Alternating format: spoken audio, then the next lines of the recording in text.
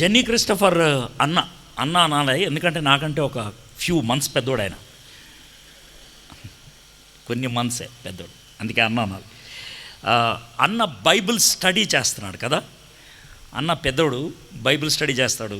నేను చిన్నోడిని కాబట్టి Bible study చేయను, బైబిల్ స్టోరీ చెప్తా. మనదంతా కథలు, ఆయనదంతా కూడా స్టడీ. ఓకే, అది తేడా.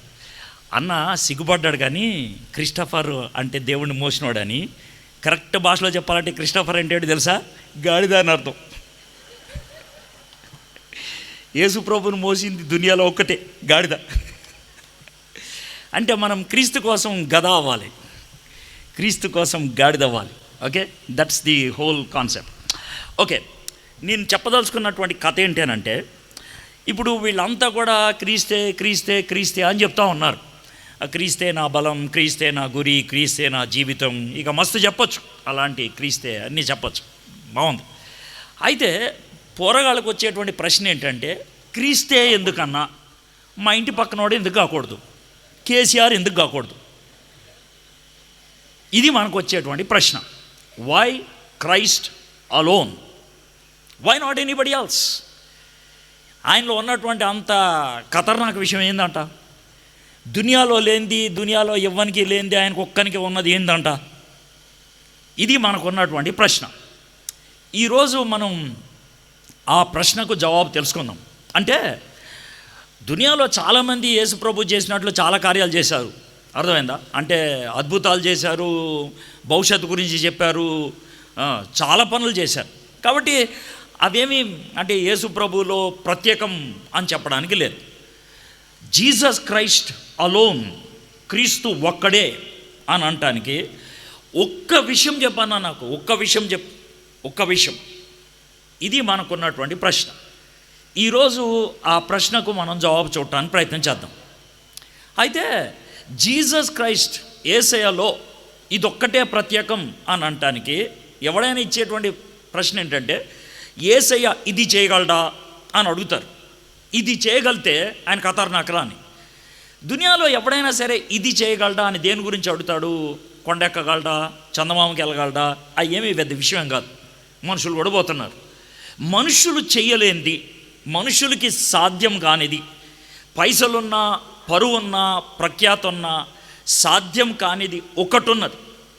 అదేంటనంటే మనందరం కూడా మన జీవితంలో అనుభవించేది. ఇప్పుడు మీరు అందరూ బతుకున్నారు కదా, సచ్చినరా బతుకున్నారా? రైట్. అయితే మీరందరూ ఎప్పుడు బతిగా ఉంటారా? అరే చెప్పండి రా భయ్. అంటే ఏమవుతారు కొంతకాలం అయిన తర్వాత? అది మరి అంత పవిత్రమైన భాష చెప్పద్దు, పోతామని చెప్పాలా, అంతే కదా? మీరందరూ ఏదో ఒక దినం పోతారు లేదా? భయం వేస్తుంది అన్నమాట చెప్పడానికి. ఖచ్చితంగా పోతాం. అయితే అందరూ పోయేటోళ్ళం అయితే 100% అది జరిగేతే, అరే పోయినోడు వెనక్కి వస్తాడా? పోయినోడు వెనక్కి వస్తాడా? పోయినోడు ఎడిపోయాడు? పోవడం అంటే ఏందిరా భయ్? జిందగీ కేల్కతమా? ఇంకేమన్నా ఉందా? ఇక దీనికి జవాబు చెప్పగలిగితే, దీనికి నాకు అద్భుతమైనటువంటి రుజువు ఇస్తే, అరే ఆయన ఖతర్నాక్ రాబాయ్, అప్పుడు క్రీస్తే అన్నదానికి అర్థం ఉంటుంది. అంటే నేను అడుగుతున్నటువంటి ప్రశ్న ఏంటంటే, చావు జిందగీకి కథమా, జిందగీ తర్వాత కూడా ఉందా? క్రీస్తే నా జీవితం, క్రీస్తే నా బలం, క్రీస్తే నా గురి అంటే ఆయన కూడా పోతే గురి ఏంద్రబాయ్? ఆయన కూడా జిందగీ కథం అయితే ఆయనద్రబాయ్, ఇంకేంద్రబాయ్ ఆయనతో ఫాలో అయ్యేది. కాబట్టి ఆయనకు ఉండాల్సినటువంటి ఒక్క ప్రత్యేకమైన లక్షణం ఏంటనంటే, లైఫ్ బియాండ్ డెత్, మరణం తర్వాత జీవితం, మరణం తర్వాత జీవితం. అది ఆయన చెప్పగలరా అంటే, యేసు ప్రభువారు బతుకున్న దినాలన్నట్లో కూడా చివరిలోకి వచ్చినప్పుడు మస్తు సార్లు మాట చెప్పారు. ఏమని చెప్పాడంటే, అరే ఒక దినాన నన్ను ఇరగబాది చంపుతారా, నన్ను పాతి పెడతారా బాయ్, నేను 3వ దినాన్ని తిరిగి లేస్తా అన్నాడు. వాళ్ళు పెద్ద సీరియస్గా తీసుకోవాలా, దాన్ని పెద్ద సీరియస్గా తీసుకోవాలా. అయితే బైబిల్ చెప్పేది ఏంటనంటే, ఆయన చనిపోయి 3వ దినాన తిరిగి లేచిండు అని. సార్ ఊరుకో సార్, ఇక బైబిల్ చెప్పింది అని నా చెవులో బొకే పెడతావు నువ్వు. మరి మనకేమన్నా రుజువు ఉన్నదా? ఆయన నిజంగా లేచాడంటావా లేదా? ఒకవేళ ఆయన నిజంగా లేస్తే కనుక ఏసైనా జీవం, ఏసైనా బలం, ఏసైనా గురి, ఏసైనా జిందగీ అంటాను నేను.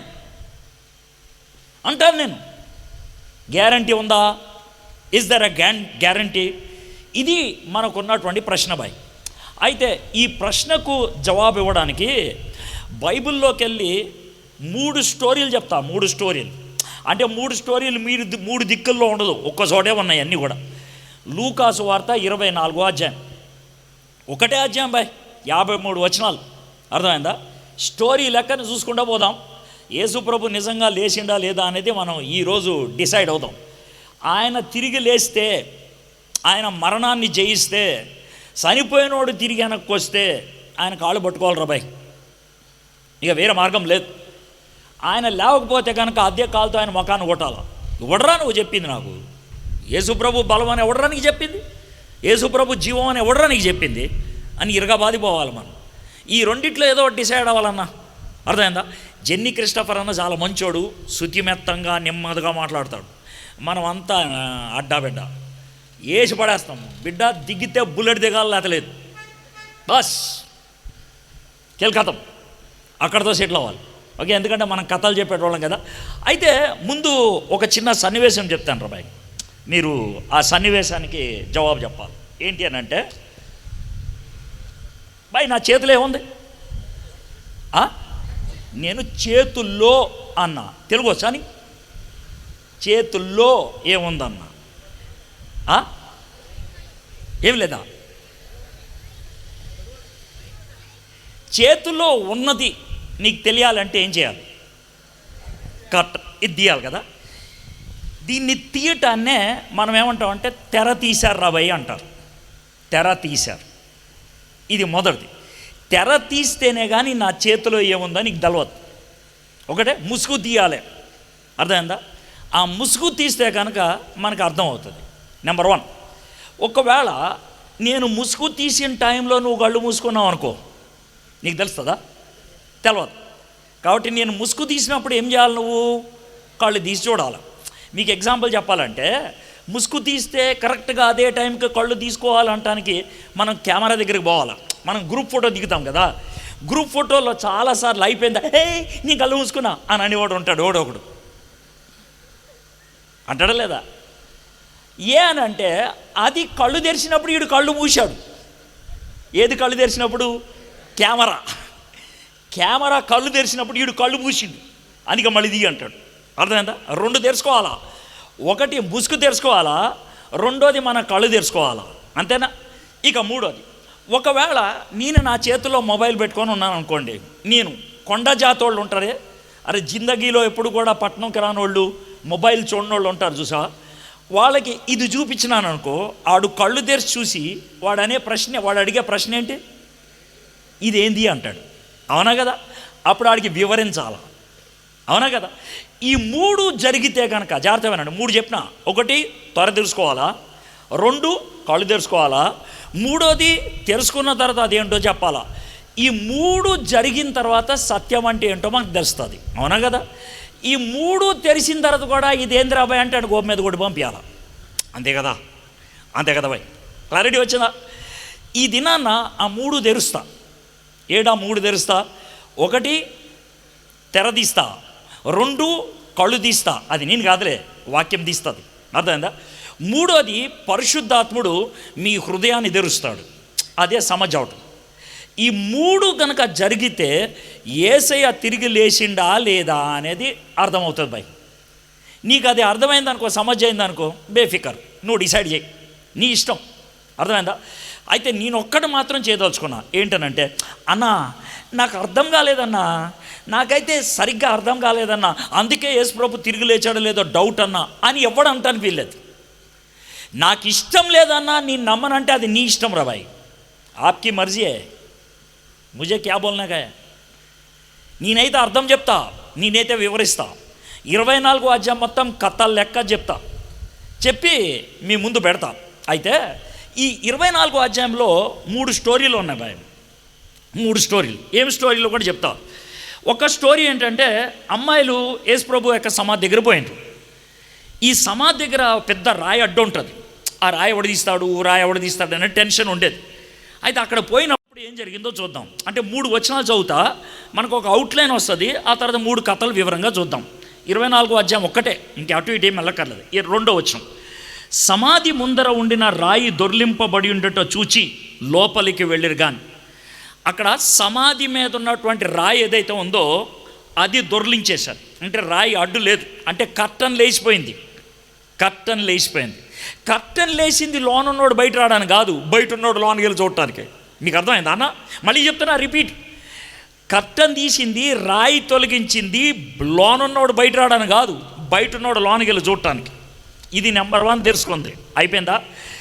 నెంబర్ 2, 30వ వచనం దగ్గరకు రండి. 30వ వచనం దగ్గరికి రండి. 30వ వచనం కరెక్ట్గా చెప్పాలంటే 31, వారి కన్నులు తెరవబడి ఆయనను గుర్తుపెట్టిరి. ఇది 2వ సన్నివేశం. యేసుప్రభు వచ్చిండు వాళ్ళ దగ్గరికి, అన్ని పనులు చేసిండ్రు, అన్ని మాటలు మాట్లాడిన వాళ్ళకి ఏమి సమజ్ కాల. చివరికి ఆయన రొట్టె ఎరిచి ప్రార్థన చేసి వాళ్ళకి ఇస్తూ ఉంటే అప్పుడు కళ్ళు తెరుచుకున్నాయి వాళ్ళకి. ఇది 2వది. నేను ఇందాకేం చెప్పినా, 1 కర్టన్ తెరవాలా, 2వది మన కళ్ళు తెరవాలా. ఇక్కడ కూడా జరిగింది కదా 2వది, కళ్ళు. ఇది జరిగింది. ఇక 3వది చూద్దాం. 45వ వచనం, అప్పుడు వారు లేఖనములు గ్రహించినట్లు ఆయన వారి మనస్సు తెరచి. అన్నా 3 తెరిచిండు. ఓడి సమాధి తెరిచిండు, 2వది కళ్ళు తెరిచిండు, 3వది మనసు తెరిచిండు. ఈ 3 తెరిచిన తర్వాత కూడా సమాధి కాకపోతే కనుక ఇంకొకటే తెలుసుకోవాలి. ఏంటది? సమాధి తీసి నేను లోన వేయాలి. అంతేరా బాయ్. ఈ 3 తెరిచింది కదా, ఇంకే డౌట్ ఏంది రాబాయ్ నీకు? అయితే ఈ 3 తెరుచుకున్నాయా లేదా, ఎట్లా తెరిచినాయి, ఏం జరిగింది, కథ ఏందిరా బాయ్ అసలు అని కథ లెక్క విందామన్నా. కథలు వింటాం మీకు ఇష్టమే కదా, కథ లెక్క విందాం. ఇప్పుడు మొదటి వచనం నుంచి మనం చూద్దాం. ఈ కథ నేను చెప్పేటప్పుడు కథ లెక్కే చెప్తాం కాబట్టి మనతో చాలా సీరియస్గా ఉండదు. కానీ అన్న నా మాటలు సీరియస్గా ఉండవు, కానీ మెసేజ్ మాత్రం సీరియసే అన్న. అర్థమైందా? ఎందుకనంటే ఇది నువ్వు నమ్మకపోతే నువ్వు వెళ్ళేది ఖచ్చితంగా కబరస్థానికే అన్నా. నువ్వు పోతే వెళ్ళేది ఖచ్చితంగా కబరస్థాన్, ఆ తర్వాత నరకం. అంతే, ఇక వేరే మార్గం ఏం లేదు. మనం మాట్లాడితే స్ట్రైట్, ఇంకా దానికి అటు ఇటు ఉండదు. నాతో చాలామందికి మాట్లాడటానికి భయం వేసి వాళ్ళు అన్నీ మాట్లాడి, అన్న నువ్వు స్ట్రైట్ మాట్లాడతావన్నా అంటారు. మరి స్ట్రైట్ మాట్లాడక వంకార మాట్లాడరా భయ్? నాకు అర్థం కాదు. మనం ఎవరైనా ఏమన్నా అడిగితే కనుక స్ట్రైట్గా మాట్లాడుతాం. స్ట్రైట్ ఇప్పుడు కూడా అట్లాగే ఉంటుంది, స్ట్రైట్ ఉంటుంది. కథే మనం చెప్పేది. చూద్దాం. ఆదివారమున, ఏ వారం రాబాయ్? ఏ ఆదివారం? అసలు ఎప్పుడు జరిగింది ఇది? ఏ ఆదివారం జరిగింది రాబాయ్? మనకు వచ్చేటువంటి ప్రశ్న ఇది. రావాలా ప్రశ్నలు, అప్పుడే కథ ఓపెన్ అవుతుంది. ప్రశ్నలు వస్తేనే కథ ఓపెన్ అవుతుంది. యాక్సిడెంట్ అయిందా, ఎవడు చేసిండు, ఎప్పుడు చేసిండు, ఎందుకు చేసిండు, ఎలా చేసిండు, ప్రశ్నలకు జవాబు జరిగితే స్టోరీ వస్తుంది. ఇప్పుడు మనం కూడా జరిగేది అదే. ఏ ఆదివారం జరిగింది బాయ్? ఇక్కడ జరిగింది ఈ ఆదివారం అన్న. ఇది ఎప్పుడు జరిగిందంటే అన్న చాలా కాలం అన్న, 29 ADలో జరిగిందన్న ఇది. అవునా? ఏ ఆదివారం జరిగిందిరా అన్న? ఏ ఆదివారం జరిగిందో నీకు చెప్తే డైరెక్ట్గా అర్థం కాదు, కానీ అంతకుముందు ఆదివారం ఏంటో చెప్తానన్నా. ఓకే చెప్పు.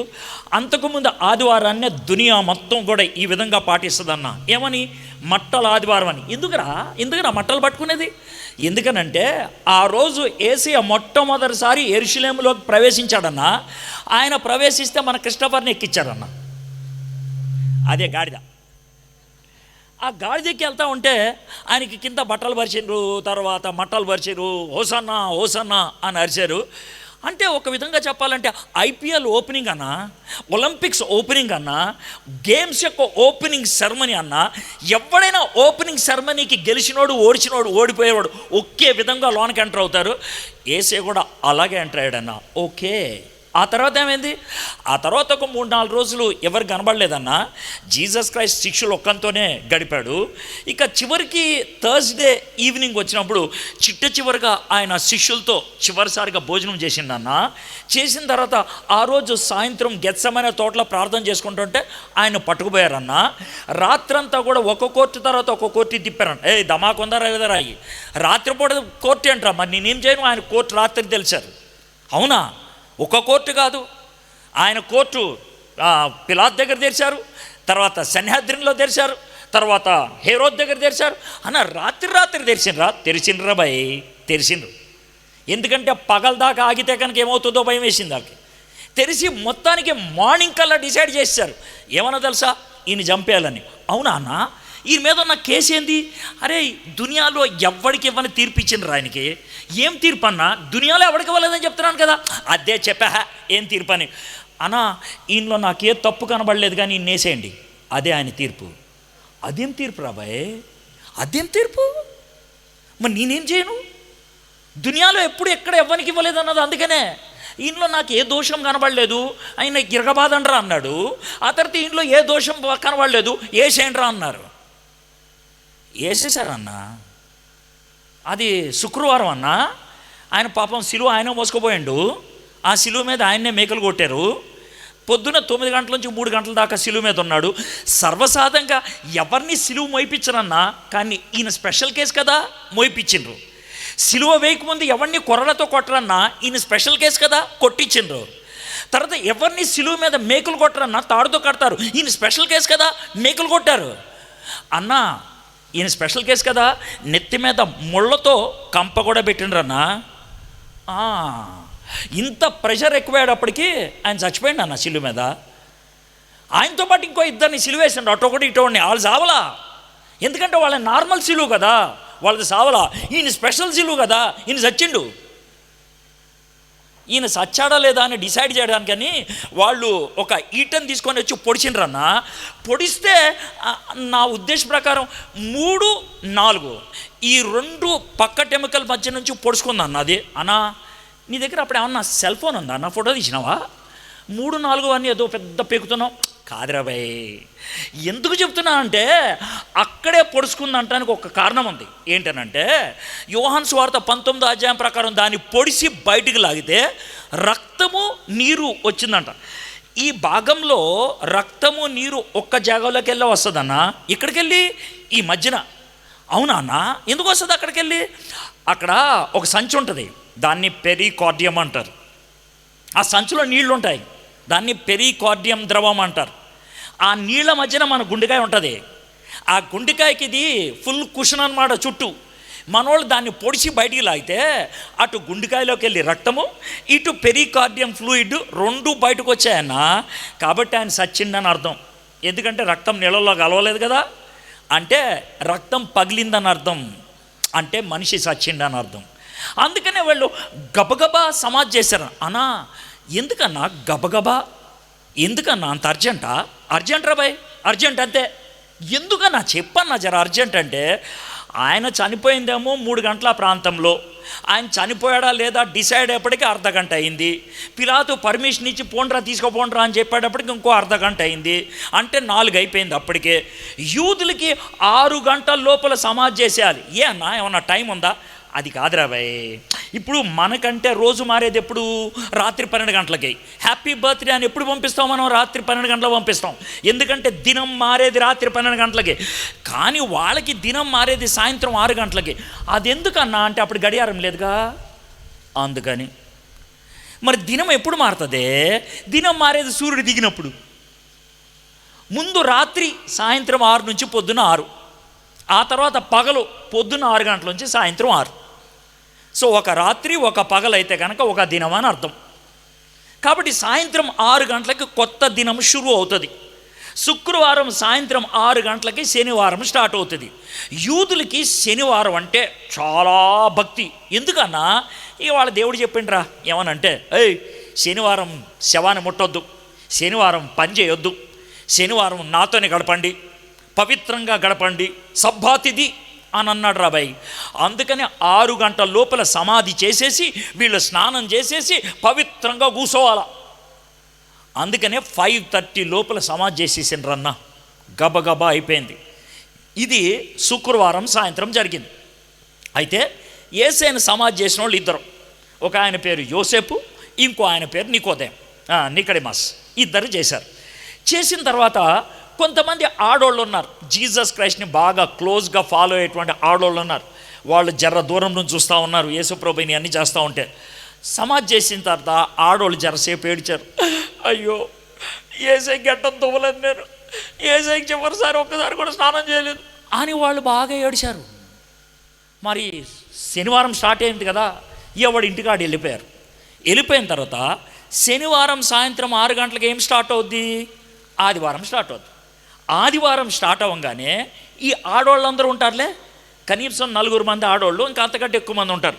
ఈ ఆడవాళ్ళంతా ఒక చోట జమ అయ్యారు. అక్క లేదే పిన్ని, ఇలా అందరూ దోస్తులే, చుట్టాలే, ఒక్కొక్కరితో సంబంధాలు ఉన్నాయి. వాళ్ళు ఏమనంటే, మరి మనం ఏసే దగ్గరికి వెళ్ళి ఒకసారి వద్దామా, ఆయనకి సరిగ్గా ఫేర్ అండ్ లవ్లీ కూడా రాయలేదు, తల కూడా దువ్వలేదు. వాళ్ళు అట్లాగనుకున్నారు. అంటే మనము ఫేర్ అండ్ లవ్లీ అంటాం, వాళ్ళేమో సుగంధ ద్రవ్యాలు అంటారు. తేడా ఏముంది? ఒకటే. అర్థమైందా? అదే మనం ముస్తాబు అవడానికి చేసే పనులు వేరు, వాళ్ళు ముస్తాబు అవడానికి చేసే పనులు వేరు, కానీ ఒకటే. ఐటమ్స్ మారుతాయి కానీ పని మాత్రం ఒక్కటే.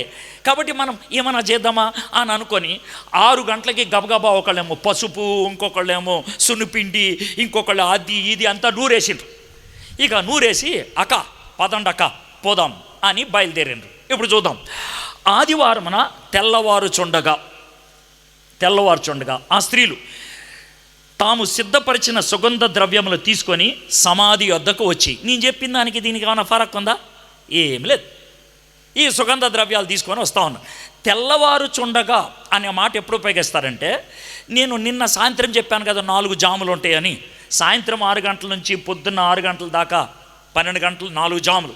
6 నుంచి 9 జాము నెంబర్ 1, 9 నుంచి 12 జాము నెంబర్ 2, 12 నుంచి 3 జాము నెంబర్ 3, 3 నుంచి 6 జాము నెంబర్ 4. 3 దాటిన తర్వాత ఉండే జాముని తెల్లవారు జాము అంటారు, ఆఫ్టర్ 3. సో రఫ్లీ వీళ్ళు 12, 3 ఆ మధ్యలో వాళ్ళు సమాధి దగ్గరికి వద్దామనుకున్నారు. అప్పుడు వచ్చారనమాట. చాలా చీకటిగా ఉంటుంది కదా. చీకటిగా ఉంటే ఈ అమ్మాయిలంతా నడుచుకుంటూ వస్తున్నారు. నడుస్తూ ఉంటే వాళ్ళలో ఎవరో ఒకళ్ళు జర పొడుక్కుంటారు కదా, ఎవడో ఒకడు. ఆ పొడుక్కున అక్క ఏందే, అక్క ఏందే, అక్క సమాధి ముందున్న రాయలేదక్క, నీ కళ్ళు సరిగ్గా కనబడట్లేదేమో చీకట్లో, మనకి ఇప్పుడు దాకా ఉన్న టెన్షన్ అదే. అది 1.5 టన్ను అంట, 8 మంది మగోళ్ళు తోస్తే కానీ తొయ్యరంట, ఎట్లా రబాయ్ అనుకొని టెన్షన్ పడతా ఉంటే నువ్వు రాయలేదంటవే. అక్క నిజమే కనబడట్లేదు నాకు అని అంటే వీళ్ళకి దగ్గర పోయినరు భయ్. దగ్గర పోతే లేదు సమాధి ముందర రాయలేదురా భయ్, సమాధి ముందర రాయలేదు అని ఉరిక్కిపోయారు లోనకి. లోనకి వెళ్తే సమాధిలో శవం లేదు. అది విషయం. సమాధి మీద రాయలేదు, లోనకపోతే సమాధిలో శవం లేదు. ఇక వాళ్ళు ఏం చేశారో చూద్దాం. 2వ వచనం. సమాధి ముందర ఉండన రాయి దొర్లింపబడి ఉండుట చూచి లోపలికి వెళ్ళిరి కానీ ప్రభువు అయిన యేసు దేహము వారికి కనబడలేదు.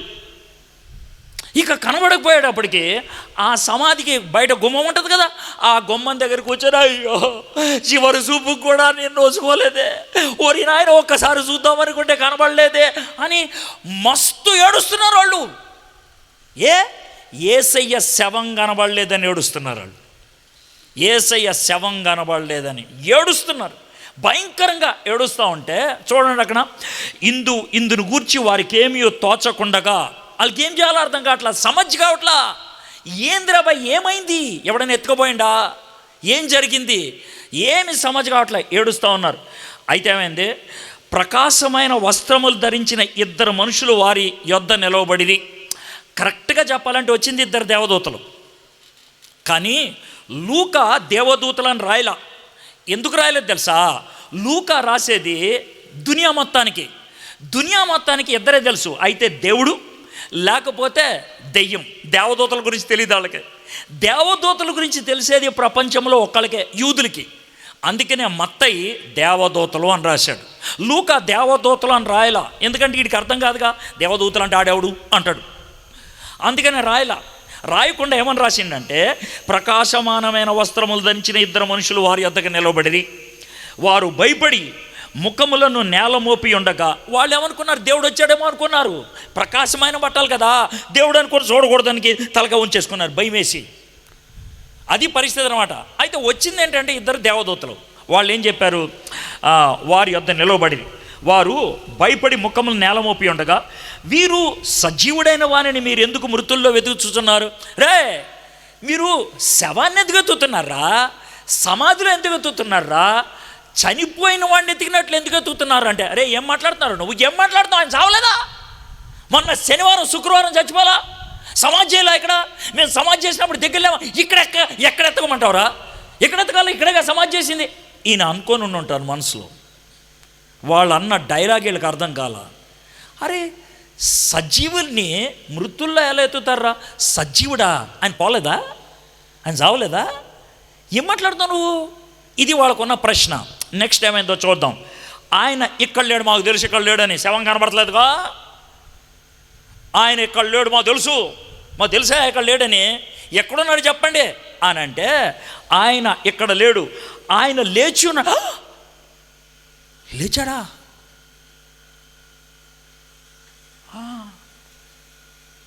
అలా చూస్తూ ఉంటారు. అన్నా అలా టెన్షన్ పడద్దే, ఆ టెన్షన్ పడుతుంది. ఇది కొత్త విషయం ఏం కాదు, ఇది అచానక్ జరిగిందేం కాదు. ఇది అర్థమైందా నీకు? అచానక్ జరిగిందేం కాదు. మీకు ఒక్క విషయం చెప్తాను చూడండి. మీరు గలిలీలోంచి యెరూషలేము వచ్చేటప్పుడు యేసే మీకు ఏం చెప్పాడు? మస్తు చెప్పాడు. ఏం చెప్పాడంటే ఏం గుర్తుంటుంది? మస్తు చెప్పాడా? అది కాదే, మీకు చెప్పిన మాట ఒక్కటి చెప్పంటావా? మనం ఇప్పుడు యెరూషలేము పోతున్నాము, నన్ను పట్టుకుంటారు, నన్ను ఇరగబాదుతారు, రోడ్డు మీద గుంజుకుపోతారు, సిలువెక్కిస్తారు, నన్ను చంపుతారు, నన్ను పాతి పెడతారు, నేను 3వ దినాన్న తిరిగి లేస్తాను అని చెప్పలేదా? చెప్పాడు కదరా భయ్, చెప్పాడు కదా. ఇది అనుకోకుండా జరిగింది కాదే, ప్లాన్ ప్రకారం జరిగిందే. ఆయన చెప్పిండు అలా చేస్తానని, ఆయన చెప్పాడా? ఆయన చెప్పిందే జరిగిందే. చూడండి, ఆయన ఇక్కడ లేడు, ఆయన లేచి ఉన్నాడు. ఆయన ఇంకా గలిలే నుండి ఉండినప్పుడు మనుష్య కుమారుడు పాపిష్ఠులైన మనుషుల చేతికి అప్పగింపబడి సిలువ వేయబడి 3వ దినమందు లేవవలసి ఉన్నదని ఆయన మీతో చెప్పిన మాట జ్ఞాపకము చేసుకున్నాడని వారితో అనేది. అన్న ఒక్కసారి యాద్ చేసుకో, అని చెప్పిన మాట యాద్ చేసుకో. నిజమే అని చెప్పిండు. ఆ తర్వాత ఆ దేవదూతలు వెళ్ళిపోయారు, ఈ అమ్మాయిలంతా పోయారు. ఈ అమ్మాయిలంతా పోయిన తర్వాత వీళ్ళు ఉరిక్కిపోయారు. ఎక్కడికి? పేతురు యోహానికి చెప్దామని ఉరిక్కిపోయారు. నాకు అర్థం కానిది ఏంటనంటే, చూడండి జాగ్రత్త, ఇక్కడ కూర్చున్నాం అంత జాగ్రత్త వినండి. యూదుల లెక్కలో ఇద్దరిని సాక్ష్యానికి పిలవరు. యూదుల లెక్కల్లో కోర్టులో ఇద్దరు సాక్ష్యాన్ని నిలబెట్టరు. ఎవరో తెలుసా? అమ్మాయిని సాక్షిగా నిలబెట్టరు. అమ్మాయిని, ఒక స్త్రీ అయితే సాక్షిగా నిలబెట్టరు. ఒక గొల్లోన్ని సాక్షిగా నిలబెట్టరు, ఒక గొల్లోన్ని. కానీ నాకు సమజ్గాంది ఏంటి తెలుసా? యేసు ప్రభు పుట్టినప్పుడు మొట్టమొదటిగా యేసు రక్షకుడు పుట్టాడు అని దునియాకి చెప్పింది ఎవరో తెలుసా? గొల్లోళ్ళు. యేసు తిరిగి లేచినప్పుడు యేసు తిరిగి లేచాడు అని మొట్టమొదటిగా చెప్పింది ఎవరో తెలుసా? ఒక అమ్మాయి. దీనికి వెళ్ళి నేను ఒక్కొక్క మాట చెప్తాను. ఇక్కడ కూర్చున్నటువంటి వాళ్ళు ఎవరైనా సరే, ఇక్కడ కూర్చున్నటువంటి ఎవరైనా, అన్నా నేను వేస్ట్ దాన్నే, అన్నా నేను వేస్ట్గా అన్నా, నాకేముందన్నా, నాకేం తెలుసు అన్నా, నాకేం చేత కాదన్నా అంటే నిన్నే వాడుకుంటాడు. నాకు వచ్చన్నా అంటే ఆయన వాడుకోలేడు. నాకేమి రాదే అంటే వాడుకుంటాడు దేవుడు. నాకు ఏ వల్ల కాదే అంటే వాడుకుంటాడు దేవుడు. జీరోగాన్ని వాడుకోవటం ఈజీ, హీరోని వాడటమే కష్టం. ఆయన ముందు జీరో చేయాలి, అప్పుడు వాడాలి. కాబట్టి మీలో ఎవ్వరికైనా సరే, అన్న నాకేం లేదే, నాకు అస్సలు ఏం చేత కాదే, అసలు నన్ను దునియా లెక్క చేయదే అని అంటే ఏం పర్లేదు, దేవుడు నిన్నే వాడుకుంటాడు. God uses you. సరే, ఈ స్త్రీలు ఉరికిపోయి పేతురు యోహాను. ఈ యోహాను ఏమవుతాడు? వెళ్ళిన ఉరికిన వాళ్ళకి కొడుకు అవుతాడు వరుసకి. ఎందుకంటే అక్క చెల్లెలు పిల్లగా, అరే యోహాను, ఆంటీ ఏంటి ఉరికొచ్చావు అంటే, నాకు ఒక్క విషయం తెలిసింది, మీరేదో పెద్ద పోటీగత్తెల్లాక అర్ధరాత్రి సుగంధ ద్రవ్యాలు తీసుకొని వెళ్ళారంట. ఎందుకు వెళ్ళారంటే, అది కాదురా, యేసయ్యకి కొంచెం సుగంధ చచ్చినోడికి పూసేదేంటి, అర్ధరాత్రి వెళ్ళారు, ఏం చేసి వచ్చారు? అది కాదురా, నేను వెళ్ళినప్పుడు మాకు మస్తు టెన్షన్ ఉండే, ఆ రాయి ఎవడు తీస్తాడని. మరి అంతే కదా. అయితే ఏమైందో తెలుసా? వినరా నాయన, యోహాను జర విను. ఏమైందంటే, ఏం లేదురా, రాయి లేదు సమాధి మీద. రాయి లేదా అంటే, మరి లోనకి పోయి చూసినావురా, శవం లేదా? మరి ఏమైందంటే, మేము బయటకు వచ్చి ఏడుస్తూ ఉంటే 2 దేవదూతలు వచ్చారు. ఏంటిది? ఇద్దరు దేవదూతలు వచ్చారు మీ ముఖానికి. అరే లేదురా, నేను నిజం చెప్తున్నాను రా, వాళ్ళు దేవదూతలు అంటానికి రుజువేంటి తెలుసా? మనం గలిలీలోకి వెళ్ళి వస్తున్నప్పుడు గుర్తుందా, ఆ కొండపైకి వాళ్ళు వస్తూ ఉన్నప్పుడు యేసే చెప్పిన మాట గుర్తుందా? మనం ఇప్పుడు యెరూషలేంకి వెళ్తున్నాము, మనల్ని ఇరగబాతుతారు, నన్ను సిలువెక్కిస్తారు, నన్ను చంపుతారు, నేను 3వ దినాన్ని తిరిగి లేస్తానని చెప్తానన్నాడు కదా. సేమ్ డైలాగ్ వేసిన రాళ్ళు. అదే జరిగింది, ఆయన తిరిగి లేచాడని చెప్పారు. అవునా అంటే ఇది నమ్మొచ్చా? అవునరా నమ్మొచ్చు. నాయన యోహాన్ జర దిగ్గరరా. ఏ అంటే అరే ఆయన కనబడ్డాడురా నాకు. ఏం మాట్లాడుతావు నువ్వు? దమాక్ ఇట్లా పోయిందా నీకేమన్నా దమాక్ ఇట్లా పోయిందా? పిచ్చిదానివా నువ్వు? ఏమన్నా ఎర్రగడ్డకి వెళ్ళి వచ్చినావా? ఆయన నీకు కనబడతావంటే? అవునరా ఆయన కనబడ్డాడు నాకు, ఆయన పొమ్మంటేనే మీ దగ్గరకు వచ్చిన. అర్థమైందా? మీరు అనొచ్చు, సార్ దమాక్ గిట్ట పోయిందా అని అనుంటాడా అని మీకు డౌట్ వచ్చి ఉండదు కదా. చూద్దాం అనడలేదో. ఒకసారి 11వ వచనం చూడండి. 11వ వచనం. అయితే వారి మాటలు వీరి దృష్టికి అంటే దమాక్ గిట్ల పోయిన మాటలే కాదు, అవునా కదా? వారి మాటలు వీరి దృష్టికి వెర్రి మాటలుగా కనబడిన కనుక వీరు వారి మాటలు నమ్మలేదు. ఎవరు నమ్మంది? యోహాను. ఎవరు నమ్మంది? పేతురు. మీకు అర్థమైందా? వాళ్ళు నమ్మలా. యేసు ప్రభు తిరిగి లేచిందంటే నమ్మలా. అన్న ఈ స్టోరీ నాకు నచ్చుద్దే. ఎందుకో తెలుసా? ఈ స్టోరీ బట్టి నాకేం అర్థం అవుతుంది తెలుసా? ఎవడో బైబిల్ కహాని పుట్టించి రాసింది కాదు. కహాని పుట్టించి రాస్తే కనుక వాళ్ళు నమ్మి ఎగేసుకొని వెళ్ళిపోయారని ఉండేవాళ్ళు. అన్లా క్వశ్చన్ చేశారు, అనుమానించారు. ఏయ్ ఇది సత్యమా చెప్పు నాకు. డౌట్ పడ్డారంటే ఆ స్టోరీ జాగ్రత్తగా చదవాలి మనం. డౌట్ పడకుండా సాఫీగా వెళ్ళిపోయిందంటే అక్కడ రాజమౌళి ఉన్నాడని అర్థం. అది విషయం. ఇక్కడ రాజమౌళి లేడు, రాజులకు రాజు బాదుషా ఉన్నాడు ఇక్కడ. అందుకే డౌట్లు ఉంటాయి, అడ్డగాళ్ళు ఉంటాయి, అన్నీ ఉంటాయి. అవన్నీ దూకిపోతాడు ఆయన. అర్థమైందా? ఇది మొదటి స్టోరీనే. ఈ మొదటి స్టోరీలో రాయి తెరుచుకుంది. ఎందుకు? లోనున్న యేసయ్య బయట రావడానికి కాదు, బయటున్న మనం లోనుగా పోవడానికి. ఎందుకని? ఆయన లేడురా. మనకి చారిత్రకమైన రుజువు కావాలి, హిస్టారికల్ ఎవిడెన్స్, చారిత్రకమైన రుజువు. అన్న చరిత్రలో ఉందా ఇలాగా? అన్న దీనికి చరిత్ర ఏం చెప్తుంది అన్న అంటే చరిత్ర చెప్పేది ఒక్కటేరా, సమాధి ఖాళీ. అన్న ఇది నువ్వు చెప్తున్నావు, మరి చరిత్రకారులు చెప్పారా? చెప్పేదేంద్రా భయ్, యేసు ప్రభు సమాధి లేచిన కరెక్ట్గా 50వ రోజు, సమాధి లేచిన కరెక్ట్గా 50వ రోజు. అక్కడి నుంచి 50 రోజుల్ని గ్రీకు భాషలో పెంట అంటారు. ఆ పెంట అనేటువంటి రోజున జరిగిందే పెంతికోస్తు. ఆ పెంతికోస్తు దినాన్న పేతురు మైకు పట్టుకోలేదు కానీ గొట్టం పట్టుకున్నాడు. ఎందుకనంటే అప్పట్లో మైకు లేదు కదా. మరి గొట్టం ఎందుకు పట్టుకున్నాడు? మస్తు మంది వినాలి కదా. అందుకు గొట్టంలో పట్టుకొని, సహోదరులారా, అక్కలారా, చెల్లులారా, యేసు ప్రభుని మీరు సిలువేశారు, ఆయన్ని సమాధి చేశారు, ఆయన ఇప్పుడు సమాధిలో లేడు, కావాలంటే వెళ్ళి దేక్కి రండ్రే, వెళ్ళి చూసి రండ్రా బాయ్, దేక్కావు.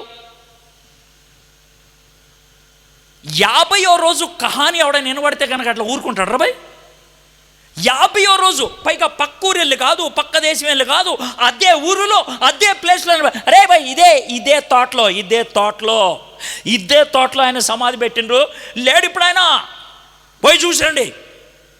50వ రోజు డైలాగ్ ఇది. చరిత్రలో మనకి రుజువు ఉన్నది, సమాధిలో ఆయన లేడని. సూపర్. సరే బాయ్. ఆ తర్వాత పేతురు, యోహాన్ లేడా? ఈ అమ్మాయి చెప్పింది నమ్మాలో నమ్మకూడదో తెలిసింది, నా డౌట్ వచ్చింది, నమ్మలేదు. సరేరా మనం పోయి చూద్దాం అని ఉరికిపోయినరు. ఎవరు? పేతురు, యోహాన్. ఉరిక్కిపోతే యోహాన్ ఏమో మనోడు కొంచెం సాఫ్ట్ కార్నర్ కదా యేసయ్య అంటే, సమాధి మీద రాయి లేదు కదా అనేసి నమ్మేసిపోయిండు. కానీ మనోడు పేతురు ఉన్నాడు కదా, జర డౌట్ ఎక్కువ, మనోడు లోన కూడా పోయిండు. లోనకి వెళ్తే విషయం ఏంటి తెలుసా? యేసు ప్రభువుకు చుట్టిన బట్టలన్నీ అట్లా ఉన్నాయి. కానీ ఆయన మాత్రం లోన్ లేడు. అంటే షర్టుకి బొత్తాలు ఉన్నాయి, బెల్ట్ ఉంది, ప్యాంట్ ఉంది, చెప్పులు ఉన్నాయి, కళ్ళద్దాలు కూడా ఉన్నాయి, కానీ లోన మనిషే లేడు. అది ఇది ఎట్లాగవుతుంది రాబాయ్? ఎవడైనా గుంజుకుపోతే కనుక మొత్తం బాడీ గుంజుకుపోతాడు, బట్టలు కూడా గుంజుకుపోతాడు, అదొక్కటే ఎట్లా వదిలేస్తాడు? వాళ్ళకి ఏం సమాజ్ కాల, బయటకు వచ్చేసారు. బయటకు వచ్చేసేపటికి చాలామంది జమ అయ్యారు. ఆదివారం పొద్దున కదా జమ అయ్యారు. యేసుప్రభు చనిపోయింది శుక్రవారం, శనివారం ఎవడికాడు ఇళ్లలో ఉన్నాడు, బయట రాకూడదు కదా. ఆదివారం పొద్దున అందరు జమ అయ్యారు. జాగ్రత్త వినండి, జమ అయిన తర్వాత ఏం జరిగిందో. అప్పుడు మళ్ళీ గొట్టం పట్టుకున్నాడు. ఎవరు? పేతురు, యోహాను. మిత్రులారా ఒక్కసారి వినండి. మీరందరూ కూడా యేసుప్రభుని ప్రేమించి ఇక్కడికి వచ్చారని తెలిసింది, చాలా సంతోషం. యేసయ్య చనిపోయాడు, ఆయనక మనతో లేడు, చాలా బాధగా ఉంది. 3.5 సంవత్సరాలు పరిచర్య చేశాడు, అద్భుతాలు చేశాడు, ఇక ఆయన మనతో లేడు. అయితే ఒక విషయం, మీరు జ్ఞాపకార్థ కూడికి పెట్టుకుందామని ఈరోజు వచ్చారు. అయితే ఒక చిన్న డౌట్ ఉంది. ఏంటా డౌటు?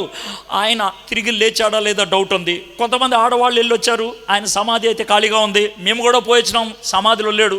అయితే ఆయన తిరిగి లేచిండా లేదా డౌట్ ఉంది. అయితే ఈ యొక్క జ్ఞాపకార్థ కూడిక 5వ రోజుకు పోస్ట్పోన్ చేస్తాం. ఆయన తిరిగి లేస్తే కృతజ్ఞత కూడిక, ఆయన చచ్చిపోతే జ్ఞాపకార్థ కూడిక పెట్టుకుందాం, బాయ్ అని పంపించేశారు. అర్థమైందా సార్? ఇక పంపించేస్తే వెనక్కి వెళ్ళిపోతూ ఉన్నారు. వెనక్కి వెళ్ళేటప్పుడు ఒక ఫ్యామిలీ వెనక్కి వెళ్ళారు. ఆ వెనక్కి వెళ్ళిన ఫ్యామిలీ గురించి ఉన్న స్టోరీయే 13వ వచనం నుంచి ఉంటుంది. ఓకే, ఈ స్టోరీ కూడా చెప్తాను. ఏంటనంటే, అందుట్లో భార్య భర్త పేరు క్లైఫా, భార్య పేరు మనకు తెలియదు. వీళ్ళిద్దరు నడుచుకుంటూ పోతున్నారు ఎక్కడికి? ఇంటికి. అయితే ఇలాంటి టైంలో టెన్షన్ ఎక్కువ ఉన్నప్పుడు, బాధ ఎక్కువ ఉన్నప్పుడు మగోళ్ళు లేదా చాలా కూల్గా ఉంటారు. అంటే కూల్గా అంటే లోన టెన్షన్ ఉంటుంది, ఏం తెలియనట్లు ఏదో హీరో ఫేస్ పెడతా ఉంటారు. ఇది మగోళ్ళు చేసే పని సర్వసాధారణంగా, అర్థం. కానీ టెన్షన్ మాత్రం లోనకు ఉంటుంది. ఆడవాళ్ళు అట్లా కాదు, జో దిల్ పే హై ఓ షకల్ పే ఆ జాయేగా. వాళ్ళకి దిల్లో ఏముంటే షకల్ మీద అదే వచ్చేస్తుంది. వాళ్ళు ఈ అమ్మాయి ఉంది కదా, ఏమండి ఏంటే యేసుప్రభు తిరిగి లేచాడంటారు, నాకేం తెలిసే. ఏమండి రాయి ఎవరు తెరుచుంటారు? అదే దేవదూతలు తెరిచారని చెప్పారు కదా. ఏమండి మరి బట్టలు ఎవరు తీసుకుని ఉంటారు? బట్టలు అక్కడే ఉన్నాయి అని చెప్పారు కదే. ఏమండి యేసే నిజంగా తిరిగి, నాకేం తెలిసే. ఏమండి యేసే తిరిగి లేచా, ప్రశ్నలతో సంపుతాడండి, నాకేం తెలుసు అని అరిశాడు ఈ మొగాయన. ఎందుకంటే జవాబు చెప్పడం చేతకాక. మన ఇంట్లో కూడా అప్పుడప్పుడు మగవాళ్ళు అరుస్తారు, అది పెద్ద హీరోయిజం కాదు, చేతకాక. సేమ్ టు సేమ్ అరిసాడు ఆయన. అరిస్తే ఆ పక్కన రోడ్డు పక్కన ఒక ఆయన నుంచొని ఉన్నాడు. ఆయన పరిగెత్తుకుంటే దగ్గరకు వచ్చాడు. సార్ ఏదో గొడవ పడుతున్నట్టున్నారు. నీకెందుకా, మా ఫ్యామిలీ ఇష్యూ. అట్లా కాదు సార్, ఫ్యామిలీ ఇష్యూ అయినా రోడ్డు మీద గొడవ పడుతున్నారు, ఏందా విషయం తెలుసుకుందామని వచ్చినా అని అంటే, ఏంటి తెలుసుకునేది? ఈ బ్రేకింగ్ న్యూస్ టెలివిజన్లో చూడలా? అదే ఏం సార్ బ్రేకింగ్ న్యూస్? యేసు అనేటువంటి ఆయన తిరిగి లేచాడు. సార్ ఈ యేసు అంటే ఎవడయా నువ్వు? యేసు అంటే ఎవరు అంటావు? తెలీదా నీకు? యెరూషలేంలో నీకు ఒక్కడిగా తెలీదా యేసు అంటే? కాదు సార్, జర చెప్పండి సార్. చెప్పేదే ఉంది సార్. 3.5 సంవత్సరాల క్రితం నేను సీన్లోకి దిగండి సార్. ఆయన చనిపోయిన వాళ్ళు లేపాడు, గుడ్డోళ్ళకి కళ్ళు ఇచ్చాడు, కుంటోళ్ళని నడిపించాడు. అరే రే రే రే రే 5 రొట్లు 2 చేపలు 5,000 మందికి పంచిపెట్టారు. ఖతర్నాక్ చేశాడు సార్. ఇక ఆయనే మేము మెస్సే అనుకొని మట్టలు పట్టుకొని హోసన్న అన్నాం. అయితే ఏమైందా? 4 దినాల తర్వాత FIR బుక్ అయింది, ఆయన లోన వేసారు. ఆ తర్వాత ఏమైంది? ఎర్రగా బాధి చంపేశారు. చచ్చిపోయాడు కదా అని బాధ ఉంది మాకు, ఆయనే మెస్సే అనుకున్నాం. కానీ ఇప్పుడు మాకు ఇంకో జంజట్టు వచ్చి పడింది. ఏమైంది? ఆయన తిరిగి లేచాడంటయా. లేచాడో లేదో మాకు అర్థం కావట్లా. ఇది వాళ్ళు ఆయనతో చెప్పింది. ఇంతకీ చెప్పింది ఎవరితో? యేసయ్యతోనే. ఈ డైలాగ్ వేసింది యేసయ్యతోనే. ఇదంతా చెప్తే యేసయ్య ఏం చేశాడో చూద్దాం. యేసయ్య అన్న డైలాగ్ ఏంటో మనం చూద్దాం. 24వ వచనం. మాతో కూడా ఉన్న వారిలో కొందరు సమాధి వద్దకు వెళ్ళి ఆ స్త్రీలు చెప్పినట్లు కనుగొని కానీ ఆయన్ని చూడలేదని ఆయనతో చెప్పిరి. అందుకు ఆయన, ఎవరు? యేసయ్య. అందుకు ఆయన, అవివేకులారా అంటే మన తెలంగాణ భాషలో ఔలగాళ్ళారా అని అర్థం. అంటే మనకి అట్లా చెప్తే అర్థం. లేదా అవివేకులారా అంటే అదేదో పవిత్రమైన మాట అనుకుంటారు, ఏదో అది. అర్థమైందా? అంటే అవివేకులారంటే అరే సమజ్ చేసుకోవడం కూడా చేతగాని వాళ్ళారా అని అర్థం అన్నమాట. ఫూల్. ఇంగ్లీష్లో అయితే ఫూల్ అని ఉంటుంది, తెలంగాణ భాషలో బైబిల్ రాస్తే అవులగళ్ళారా అని ఉంటుంది అనమాట. అదంతా అవివేకులారా, ప్రవక్తలు చెప్పినటువంటి మాటల్ని నమ్మని మందమతులారా. మందమతులారా అంటే ఏంటి తెలుసా? అరే బాగా తిండెక్కి కొవ్వు పట్టిందిరా మీకు, అది అర్థం మందమతులారా అంటే. అంటే ఈ ధమాకుంది చూసా, దీనికి బాగా కొవ్వు పట్టిందిరా, నీకేమి సమజ్ కావట్లా, అది మందమతులారా అంటే. అవివేకి, ఫూల్ అని ఎవరిని అంటారో చెప్తాను మీకే. దునియాలో 3 రకాలలో ఉంటారు బాయ్. ఒకడేమో చాలా తెలియగలవాడు, రెండోదేమో చాలా పేదోడు, మూడోవాడేమో వాడు చాలా బుద్ధిహీనుడు, లేకపోతే అవివేకి. తెలియగలిగిన వాడు ఎవరు, అమాయకుడు ఎవరు, అవివేకి ఎవరు, 3 అట్లకి డిఫైన్ చెప్తాం. వర్షం వస్తుంది, వర్షంలో గొడుగేసుకొని వెళ్ళిపోయాడానికి ఎవడైనా వాడిని జ్ఞానవంతుడు అంటారు. ఎందుకని? వర్షంలో తడవకుండా గొడుగు ఉపయోగించి పోయేటోడు. మరి అమాయకుడు అంటే ఎవరు? వర్షంలో గొడుగు లేకుండా తడుచుకుంటూ వెళ్ళిపోయేవాడు, ఆడు అమాయకుడు. మరి అవులగాడెవడు? వర్షంలో సంకలో గొడుగు పెట్టుకొని తడుచుకుంటూ పోయేవాడు. మీకు అర్థమైందానా? అయితే మీకు ఒక్క మాట చెప్పండిరా, ఈ అవులగాళ్ళు ఉండేది చర్చిలోనే. మరి దేవుని గురించి తెలిసింది బయటోడా లోనోడా కదా? అంటే బైబిల్ సంఖ్యలో పెట్టుకొని నరకానికి పోయే బ్యాచ్.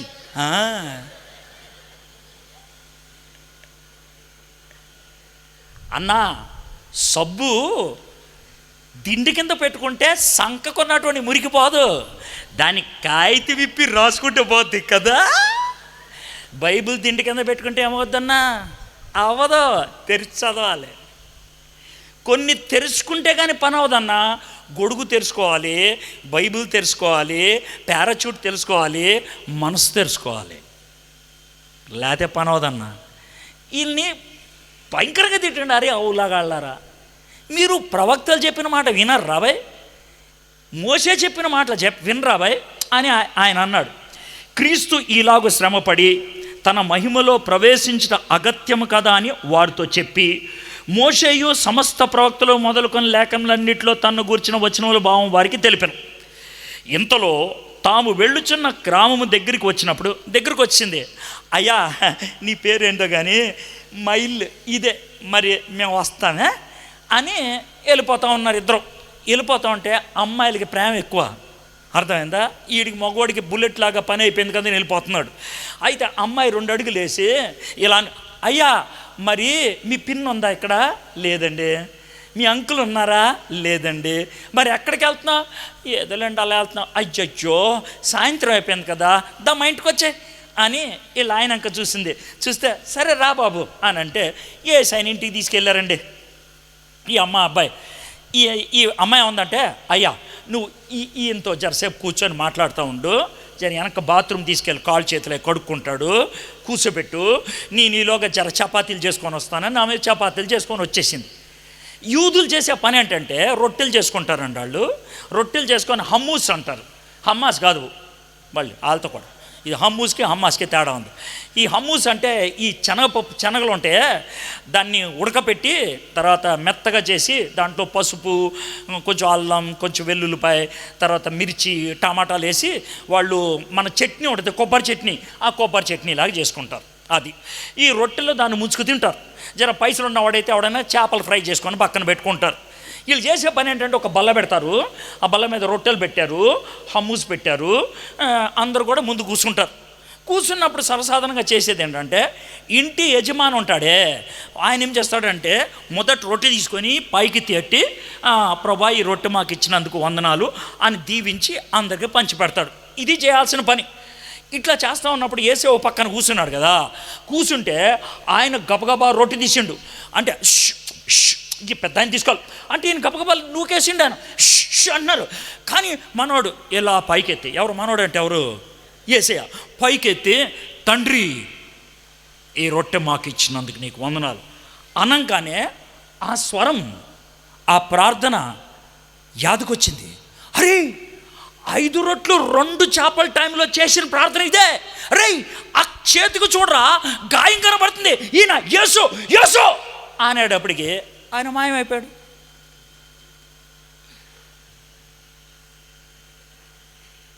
ఇది సార్ జరిగింది. చదివి వినిపిస్తాను చూడండి. 29వ వచనం. వారు సాయంకాలం కావచ్చినది, పొద్దుగుంకినది, మాతో కూడా ఉండమని చెప్పి ఆయన బలవంతం చేసిరు కనుక ఆయన వారితో కూడా ఉండుటకు లోపలికి వెళ్ళాను. ఆయన వారితో కూడా భోజనము కూర్చున్నప్పుడు ఒక రొట్టెను పట్టుకొని స్తోత్రం చేసి దాన్ని విరిచి వారికి పంచిపెట్టగా వారి కన్నులు తెరవబడి ఆయన్ని గుర్తుపెట్టిరి. అంతటా ఆయన వారికి అదృశ్యుడాయను. ఆయన కళ్ళు తెరిచాడు. ఎలాగా? స్వరాన్ని వినిపించడం బట్టి, తన చేతుకున్న గాయాన్ని చూపించడం బట్టి. మొదట రాయి తీశాడు, అది చరిత్ర. ఆ తర్వాత వాళ్ళు కళ్ళు తెరిచారు, అది లాజిక్. వాళ్ళ బుర్ర తెరిచినట్లు అనమాట. రే తెరిచింది ఇది రా, చూడండి రా, దేవుడు నేను తిరిగి లేచాను నమ్మో అనేమండాయన. నేను తిరిగి లేచానంటానికి రుజువులు ఇవే. చారిత్రకమైన రుజువు ఉన్నది.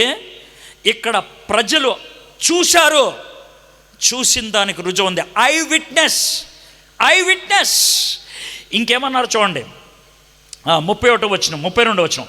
అప్పుడు వారు ఆయన త్రోవలో మనతో మాట్లాడుచు లేఖనములు మనకు బోధించుచున్నప్పుడు మన హృదయము మనలో మండుచుండలేదా అని ఒకనితో ఒకడు చెప్పుకోండి. హృదయంలో మండటం ఏందన్నా? హృదయంలో మండటం నిన్న 2-3 చెప్తా ఉన్నారు, మీరు మండాలా, ఇంకొన్ని మండచ్చాలంటే కృష్ణాలు పోసుకొని తిరగాలా చెప్పే. మండటం అంటే ఏందన్నా? మండటం అంటే ఏంది? ఇది మండటం అంటే ఏంటి తెలుసా? చెప్తా. నిన్న వాక్యం చెప్తా ఉన్నాను కదా, వాక్యం చెప్తా ఉన్నప్పుడు కొంతమందికి లోన కుచ్చు హోతా హే. అర్థమైందా? ఈ నా గురించే చెప్తున్నాడు అనేటువంటి ఉంటుంది. అవునా కదా? అదే మండు. ఎందుకంటే మీరు చేసే పాపాన్ని నేను హైలైట్ చేసి చెప్పినా అనుకో, అబ్బా వీడు నా గురించే చెప్తున్నాడు ఉంటుందే. అదే మండు. అంతే, అదే మండు. Same to same. అరే ఆయన రోడ్డు మీద మాట్లాడుతూ ఉంటే మనకి కుచ్చు అయింది కదరా, లోన అయింది, మండింది కదా, అయింది. అన్నా నిన్నటికెళ్ళి మీకు కూడా మండట్లేదా? ఒకవేళ మండట్లేదు అన్నారనుకో, మీరు గంగిరెద్దులా రాబాయ్, బర్రె రాబాయ్, మీరు మనుషులు కాదా? మీరు అన్నం తింటలేదురా బాయ్, మీకు చీమినెత్తలేదురా మీకు? వాక్యం చెప్తా ఉంటే మండలరా నాయన. మండట్లేదంటే మీరు ఏమనాలరా? మిమ్మల్ని ఏం చెప్పాలా మీ గురించి? సో మండింది మాకు అని అన్నారు. ఇక వాళ్ళు ఏం చేశారు? ఉరికిపోయారు. ఎవరి దగ్గరికి? పేతురు యోహాన్ దగ్గరికి. అన్న మాకు ఏసే ఇలా కనబడ్డాడే, ఏసే మాతో ఇట్లా చేశాడు. ఏసే అంటాను రుజువేంట్రా? అన్న నేను ఖాయం చూశాను. ఆయన 5 రొట్టెలు 2 చేపలప్పుడు ఏం ప్రార్థన చేసిండో సేమ్ టు సేమ్ ప్రార్థన చేశాడు. ఆ తర్వాత ఆయన అచానక్ కనబడుతూ మానేశాడన్న. గది తలుపులు మూసామన్నాయి, లేడు. ఇది 2వ స్టోరీ. ఇప్పుడు 3వ స్టోరీకి వద్దాం. 3వ స్టోరీ 36వ వచనం నుంచి. సరే, శిష్యులు మొత్తం 12 మంది. అందుట్లో ఒకడు చచ్చిండు. ఎవరు? ఇస్కరియోతు యోధా. ఎందుకు? ఊరేసుకొని చచ్చిండు. ఇక 11 మంది ఉన్నారు. ఈ 11 మందిలో ఒక ఆయన లేడు. ఎవరు లేడు? తోమా లేడు. ఎక్కడ పోయిండు నాకు తెలియదు. మార్కెట్ పోయిండు. ఏం తేవడానికి? వంకాయలు. ఎందుకు? పోను వంకాయలు కాదు, బెండకాయలు. ఏదో ఒకటి తేవడానికి పోయిండు రా బాయ్, వాళ్ళు లేడు. ఈ 10 మంది శిష్యులు ఉన్నారు. ఈ 10 మంది శిష్యులు ఉంటే అన్ని గుమ్మాలు తలుపులు గిల్పాలు అన్నీ బంద్ చేసుకొని కూర్చున్నారు. లోన టెన్షన్, యేసు ప్రభు లేచాడంట నేను కాదు అని టెన్షన్తో కూర్చున్నారు. ఉంటే సడన్గా యేసే వచ్చి మధ్యలో ఉన్నాడు. ఏయ్ దెయ్యం వచ్చింది, భూతం వచ్చింది అన్నారు. దెయ్యం అని ఎందుకన్నారు? ఏసై దెయ్యం అని ఎందుకన్నారు? ఏసై దెయ్యం ఏసై లేకుంది కాబట్టి. దెయ్యం అని ఎందుకన్నారు? యేసు ప్రభు తిరిగి లేచాడని నమ్మట్లేదు కాబట్టి. చచ్చిపోయినాడు వెనక్కి వస్తే దెయ్యం, యేసు ప్రభులాగా ఉన్న దెయ్యం కాబట్టి ఏసై దెయ్యం. కానీ ఏసయ్య భూతం అని ఒక కొత్త టైటిల్ సృష్టించారు వాళ్ళు. ఏసయ్య భూతం వచ్చిందని. చూద్దాం ఏమైందో. వారు 36వ వచనం. వారు ఈలాగూ మాట్లాడుచుండగా ఆయన వారి మధ్య నిలిచి మీకు సమాధానం అవుగాక అని వారితో అనను. అయితే వారు దిగులుపడి భయాక్రాంతులై భూతము తమకు కనబడినని తలంచిరి. అప్పుడు ఆయన మీరెందుకు కనబడపడుచున్నారు? రే నడిపై, నేను భూతం కాదు. మీ హృదయంలో సందేహం పుట్టనేలా? నేనే ఆయనను అనుటకు నా చేతులు నా పాదములు చూడుడి, నన్ను పెట్టి చూడుడి. నాకున్నట్లుగా మీరు చూచున్న ఎముకలను మాంసమును భూతము కొండవని చెప్పి తన చేతులను పాదములను వారు చూపాను. అయితే వారు సంతోషం చేత ఇంకనూ నమ్మక. ఒక పక్కన సంతోషం అంట, ఇంకో పక్కన డౌట్ అంట. ఏనా నవ్వు వస్తుంది? వస్తుందిరా భయ్, వస్తుంది. దమాక్లో నమ్మి దిల్లో నమ్మకపోతే ఉండేది అదే. దమాక్లో నమ్మి కొంతమంది దిల్లో నమ్మరు. ఇక్కడ కూర్చున్న చాలామందికి దమాక్లో నమ్మకం ఉంది, దిల్లో లేదు. వీళ్ళకి సంతోషం దమాక్లో అయింది, కానీ దిల్లో డౌట్ ఎక్కడో ఉండిపోయింది. అన్న అంతా బాగానే ఉంది కానీ నాకు ఒక చిన్న డౌట్ అన్న అంటాడు. చాలామంది నన్ను వచ్చి అడుగుతారు అలాగే. అన్న నాకు అన్నీ బాగానే ఉన్నాయి అన్న, నాకు ఒక్కటి డౌట్ అన్న, ఒక్కటి డౌట్. వీళ్ళు కూడా అదే, సంతోషం అన్నదో పక్కన, కానీ నమ్మలేకపోయారు.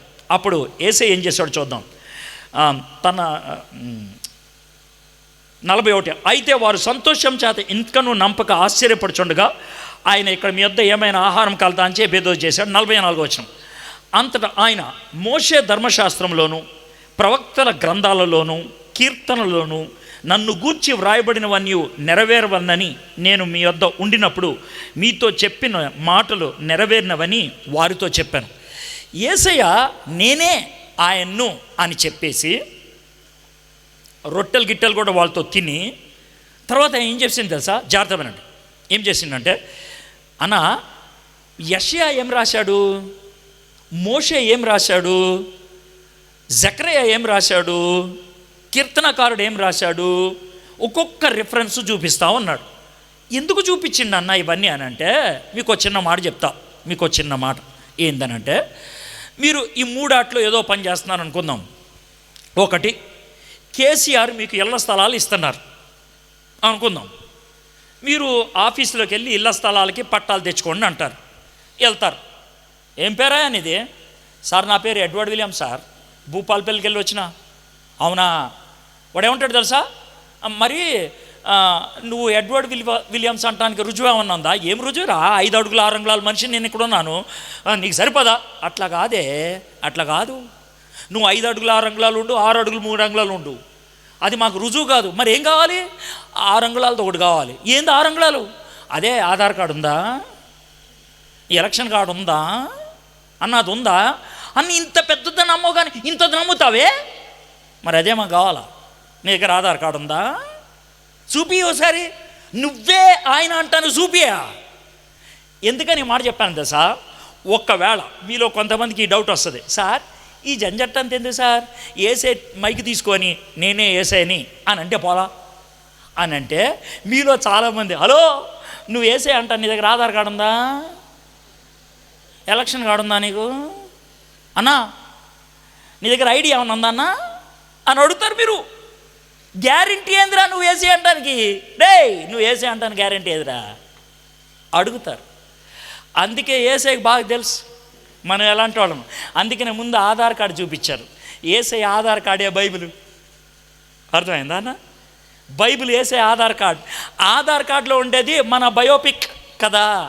మనకున్నటువంటి మచ్చలేంటి, మనకున్నటువంటి చుక్కలేంటి, మనకున్నటువంటి ముఖం ఏంటి, షక్కలేంటి అన్నీ ఉంటుంది కదా. బైబిల్లో ఏసై షక్కలేంటి, మచ్చలేంటి అన్నీ ఉన్నాయి. చూడా, ఇదే మన డిఎన్ఏ, ఇదే మన ఐడి కార్డ్. ఆ ఐడి కార్డ్ ఇదే ఇక్కడ అవుతుంది. ఇప్పుడు 45 వచనం. అప్పుడు వారు లేఖనములు గ్రహించినట్లు. జాగ్రత్తమేనండి, లేఖనములు. ఎందుకంటే ఐడి కార్డ్ని అంగీకరిస్తే మనిషిని అంగీకరించడం ఈజీ. బైబిల్ని అర్థం చేసుకుంటే బైబిల్ చూపించే యేసేని అంగీకరించడం సులభం. బైబిల్ బయటికి వెళ్ళి యేసయ్యని నేను తెలుసుకోవాలనుకుంటే వల్ల కాదు. ఎందుకంటే యేసయ్య ఉపయోగించిన ఒకే ఒక మార్గం బైబిల్. అందుకనే మార్టిన్ లూథర్ గారి గురించి మాట్లాడుతూ మొదటి ఏమన్నాడు తెలుసా? సోలా స్క్రిప్చరే, లేఖనములు ఒక్కటే, ఆ తర్వాత విశ్వాసం ఒక్కటే, ఆ విశ్వాసం వలన వచ్చేది కృప ఒక్కటే, ఆ కృప కలిగేది క్రీస్తు ద్వారానే, ఆ క్రీస్తు ద్వారానే దేవునికే మహిమ. 5 మెట్లు. అది మార్టిన్ లూథర్ గారు ఇచ్చింది. ఫ్రెండ్స్, లేఖనాలు మీ చేతుల్లో బైబిల్ పెట్టాడు దేవుడు. ఎందుకు తెలుసా? ఆయన్ని నమ్మాలని. తమ్ముడు సమాధి తీర్చాడు చరిత్ర, కళ్ళు తీశాడు లాజిక్, హృదయాన్ని తెరుస్తాడు అనుభవం.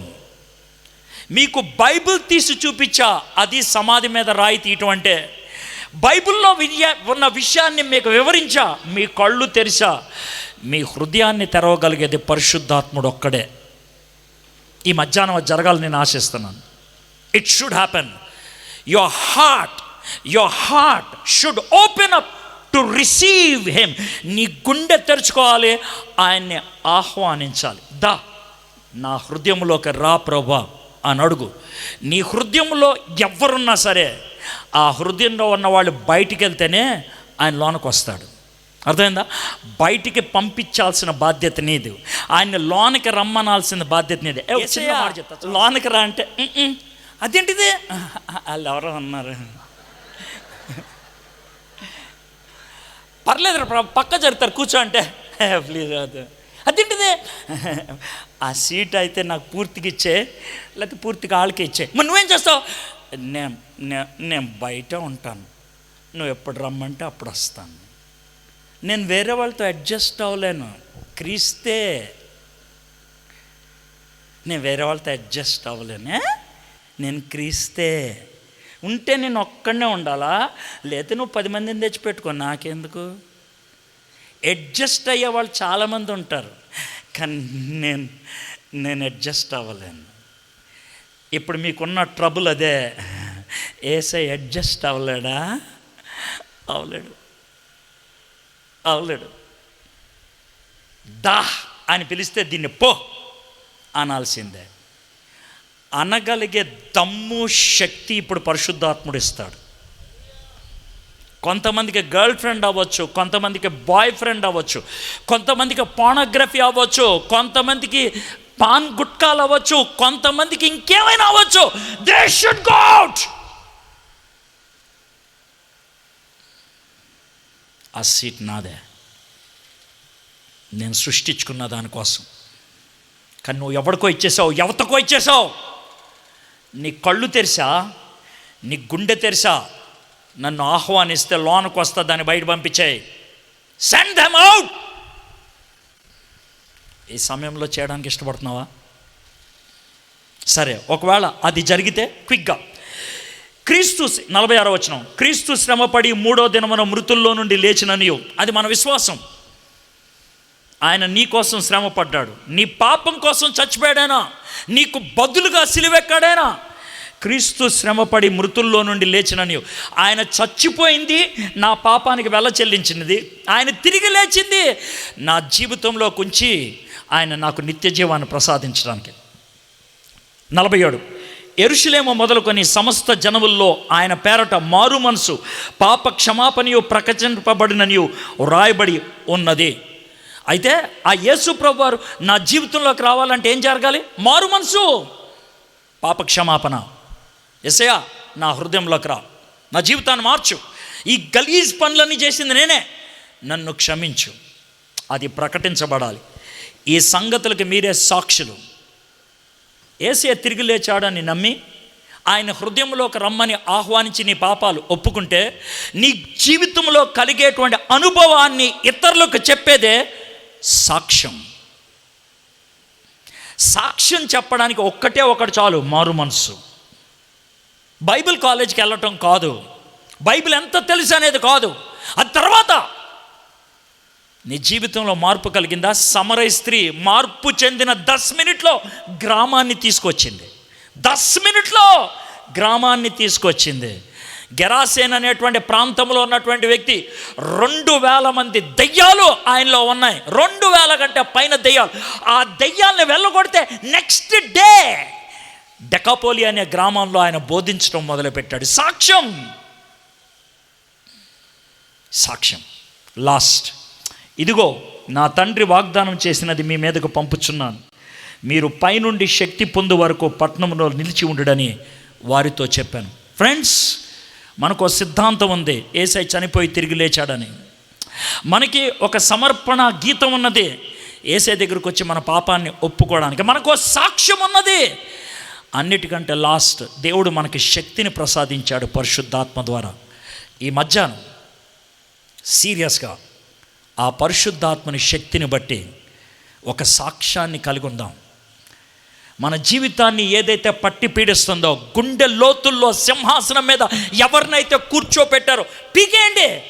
ఇప్పుడే అద్భుతంగా పాడారు దునియాక బాదుషా అని. సూపర్, దునియాక బాదుషా. మరి నీకు బాదుషా ఏది? స్వీట్ షాప్లో దొరికేదా అన్న? చెప్పన్నా, క్రీస్తే నీకు బాదుషా అవ్వాలి.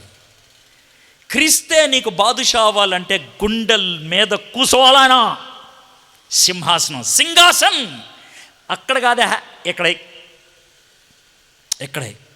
Can you do that now my friends? ఇప్పుడు చేయగలరా? మీరు దేనికి బానిస అయిపోయారు? దేనికి మీరు కళ్ళు మూసుకొని యేసయ్యను కాదన్నారు? ఈ మధ్యాహ్నం ఈ వాక్యం ఎంత స్పష్టంగా చెప్తున్నప్పుడు, మరణంపై విజయాన్ని సాధించినటువంటి యేసయ్య బాదుషా, దాంట్లో ఎటువంటి అనుమానం లేదు. నీకోసం చనిపోయినటువంటి ఆయన నీ రక్షకుడు, తిరిగి లేచినటువంటి ఆయన నీకు నిత్యము గురిగా ఉండేటువంటి వాడు. అప్పుడే చెప్తావు యేసే నా గురి, ఎందుకంటే ఆయన తిరిగి లేచాడు కాబట్టి. యేసే నా జీవం, ఎందుకంటే ఆయన చచ్చిపోయాడు కాబట్టి. యేసు మీద నేను ఆధారపడతాను, ఎందుకంటే యేసే నా బాదుషా కాబట్టి. ఈ మధ్యాహ్నం యేసే నీ రక్షకుడిగా స్వీకరిస్తావా? తలంచండి, కళ్ళు మూసుకోండి. ఒకే ఒక ప్రశ్న, చాలా స్ట్రైట్గా మిమ్మల్ని మీరు అడగండి. ప్రశ్న, నా గుండెలో ఉన్నటువంటి సింహాసనం మీద ఎవరు కూర్చున్నారు? ఎవరు? నా కోరిక, నా ప్రేమ, నా ఆశయమా? ఎవరు కూర్చున్నారు? యేసయ్యా, ఇదిగో పలానా వాళ్ళు ఉన్నారు ఇక్కడ, పలానదున్నది, పలానోడున్నాడు ఇక్కడ, పలానా అలవాటు ఉండిపోయింది ఇక్కడ, పలానా కోరిక ఉండిపోయింది ఇక్కడ. ప్లీజ్ నాకు శక్తినివ్వండి, దీన్ని బయటికి తీసేయండి ప్రభా, ఇప్పుడే, రైట్ నౌ. మీరు నా హృదయంలోకి రండి యేసయ్యా, మీరు కూర్చోండి సింహాసనం మీద. You be seated on the throne of my life. నా జీవితం అనే సింహాసనం మీద మీరు కూర్చోండి. యు ఆర్ మై బాదుషా, you are my life, you are my goal, you are my destiny. నువ్వే ప్రభా, నువ్వే. I want that to happen in my life today. ఈరోజు అది జరగాలి తండ్రి, జరగాలి. అడగండి.